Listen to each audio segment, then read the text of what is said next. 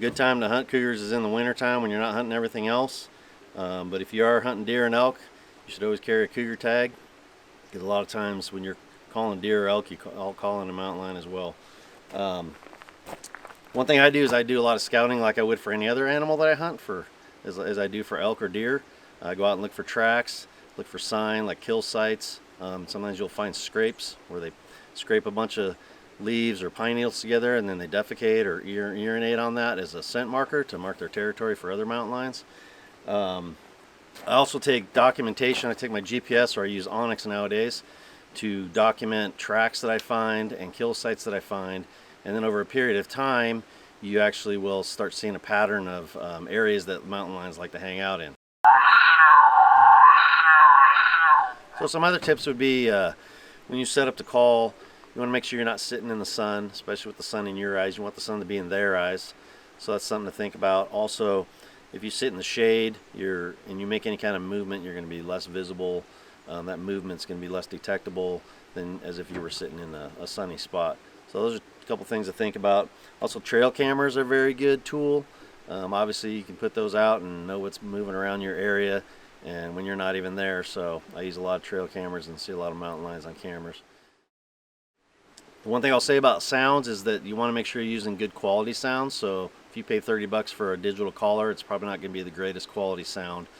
So what's important with the sounds is that it's actually a recorded, high quality recorded sound. But then on top of that, you also need to make sure that the player you're using is also going to be able to repeat that high quality sound with the speaker and all. So those are things to think about when you're looking at a good collar. When you're calling mountain lions, you also want to call for a longer period of time than you would, say, for a coyote. A lot of guys will sit for 15-20 minutes for a coyote, but if you wait 35-45 minutes, sometimes a cat will show up. And I've actually seen cats come in, bobcats and mountain lions, and they'll sit down and just sit and watch. And then they'll sit there for 10-15 minutes sometimes, and then they'll come in. So it pays off sometimes to wait even an hour if you're calling. A couple other tips. A lot of guys don't think about this, but when you get out of your truck to go into the area that you want to call, you need to be quiet as soon as you get there. Don't slam your door, don't talk.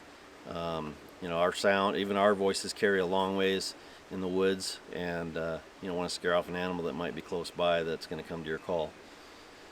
Another thing is when you are calling, you want to be safe about it. So digital collars are nice because you can set them away from you, and the animal's going to be focused on that instead of you. So when I've got my hand call here, when I'm blowing on this, it's right here. And so now I'm the target because of mountain lion comes. Cats are very visual, so they will look for the sound and look to see what movement there is. And if you're making movement while you're making sound, you can become the target, and they may think you're the prey. And that's happened to some guys over the years where the cats have come in after them. And so another thing I pay attention to is scent control. It's really, with bears especially, but with mountain lions, I still pay attention to my scent control. So I treat my clothes and keep them in a scent bag, and that's another thing to think about.